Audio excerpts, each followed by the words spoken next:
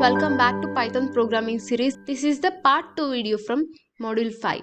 Before starting, if you are new to explore electronics, then subscribe to it for more VTU syllabus explanations.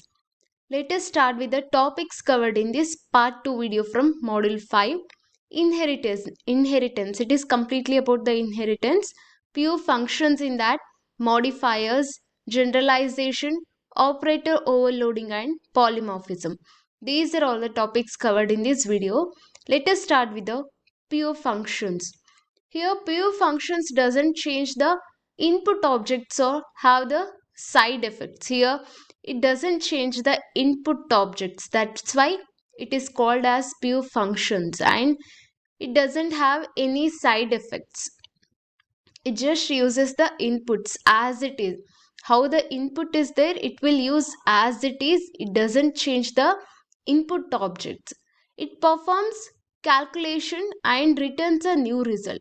It performs the calculation between the inputs and it returns the new result. Clear? Let us see an example. At time, that is T192, it adds hours, minutes and seconds from two myTime objects and returns the new object. Clear? It will go add the hours, minutes and seconds separately and returns the new object. For example, current time is myTime 9:14:30 I have.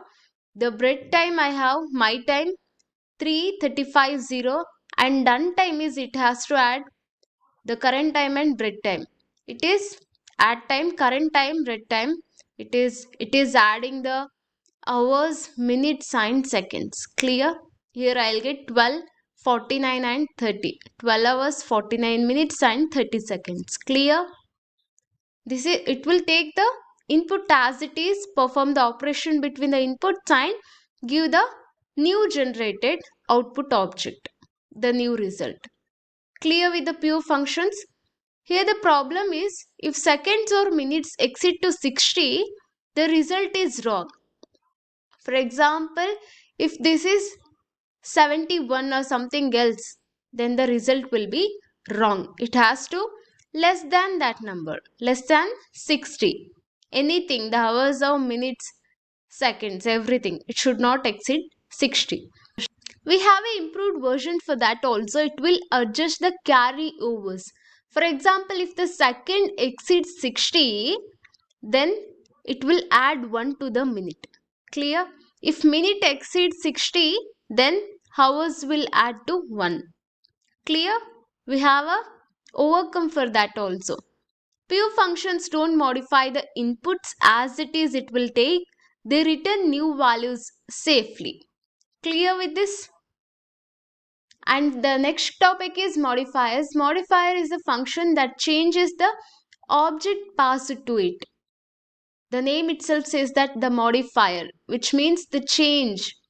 Since the caller has a reference to the same object, any changes made inside the function are visible outside too.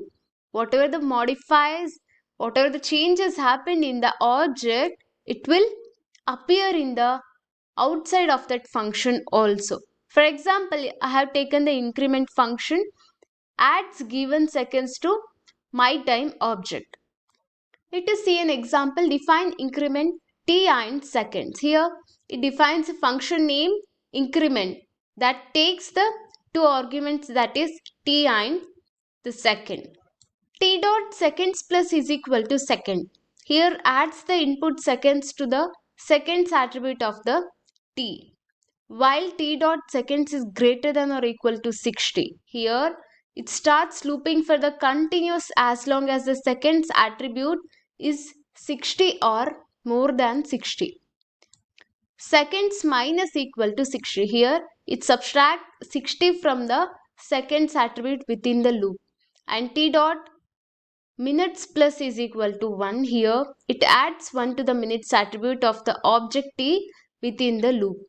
While t dot minute is greater than or equal to 60, here it starts an inner loop that continues as long as the minutes attribute is more than or equal to 60.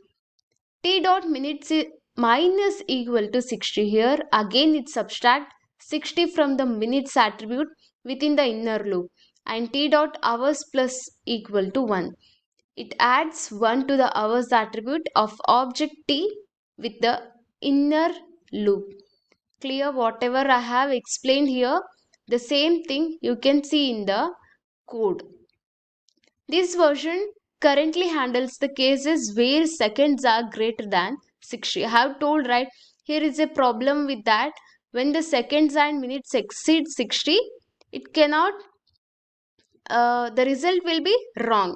In that case, it is very helpful. Okay. Here modifiers change the original objects directly, unlike pure functions that return the new object. Here it is not like pure functions, it will change the original object directly. And the next topic is generalization. Here we can see two terms, that is specialization and generalization. Let us understand one by one. Here, the generalization means the mathematicians prefer generalization. Why? Because they reduce the problems to numbers, that is the time, delay and cards. They measure in terms of numbers because the integers are very easy to handle them mathematically. Clear? That's why they prefer generalization. Computer scientists prefer specialization because they create specific data types like my time, and to limit the operations only to what makes sense for the object. Clear? Clear about these two terms? Both methods are useful, the generalization and specialization. Generalization simplifies the logic using common pattern, where the specialization improves the clarity and control through the custom types. And a good programmer should be able to think from the both perspectives. Clear? And the next topic is operator overloading. Operator overloading means giving the different meaning to the same operator for different data types. If I take a addition operator, it is a single operator, but it has the different meanings. It adds the numbers but joins the strings too. Clear? It works with the different data types also. Different meanings to the same operator. Clear? For different data types. Addition operator, it adds, if I have the numbers, it will add those two numbers. If I have the two strings, it will join the two strings. It is working differently for different data types. The same operator. Clear with the operator overloading? In Python, we can overload operators for our own classes by defining special methods like add, subtraction and multiplication, etc. For example, my time class my time, define add, self and other. Return my time 0 self dot 2 seconds, other 2 seconds. Here T2, which calls the T1 dot add T2 and gives the new my time object as a result. Let us see one more simple example for better understand. I am taking a point class, adding 2 points. Define add self other. Here it defines the addition operator for the adding 2 points. Return point self dot x plus other dot x, self dot y plus other dot y. Here it creates and returns a new point with the summed coordinates. For multiplying 2 points, I have taken the dot product. Define multiply self and other. Here it defines the multiplication operator for the dot product of 2 points. Return self dot x into other dot x plus self dot y into other dot y. Here it calculates the dot product and returns the single number. And scalar multiplication I have taken define reverse multiplication self and other. Here it defines the reverse multiplication, that is 2 into P2 for scalar multiplication, and return point other multiplication self dot x and other multiply self dot y. Here it multiplies each coordinates by the scalar and returns the new point. Let us check the outputs here. Here I have taken P1 points as 3 and 4, P2 points as 5 and 7. If I print P1 into P2, here the dot product will be 43, and print 2 into P2. Here it calculates the scalar multiplication of using reverse multiplication. Then it is 10, 9, 14. Why? Because 2 into P2 I have 2 into 5 it will be 10, and 2 into P2 again 2 into 7 I have 14. Clear? And print P2 into 2. Here it will show an error message because int has no x attributes. In overall, the operator overloading letters define how the operators like addition, subtraction and multiplication behave for user defined objects, and making the code cleaner and more natural. Clear with this? And the next topic is polymorphism. Polymorphism means the same function or the operator can work with the different data types. Here we will take the same function or the operator. It will work with the different data types. Let us see an example for the better understand. Define mult add xyz. It returns the x multiplication y plus z. Clear? It will do multiplication before between the two inputs. After that it will do addition. Clear? Multiplication and addition both has done at a time. This is a polymorphism. Same function or the operator can work with the different data types. It works for numbers and also for the objects like point if multiplication and addition are defined. For example, mult add 3, 2 and 1. It will do multiplication between 3 and 2. I'll get 6, and 6 plus 1 I will get 7. And mult add 2, P1 and P2. I will get the result based on the values I will take. And we have duck typing rule in the polymorphism. Let us see what's that. If all required operations works for an object, Python allows it. Which means if it walks like a duck, it is a duck. For example, define front and back. I'm taking front function.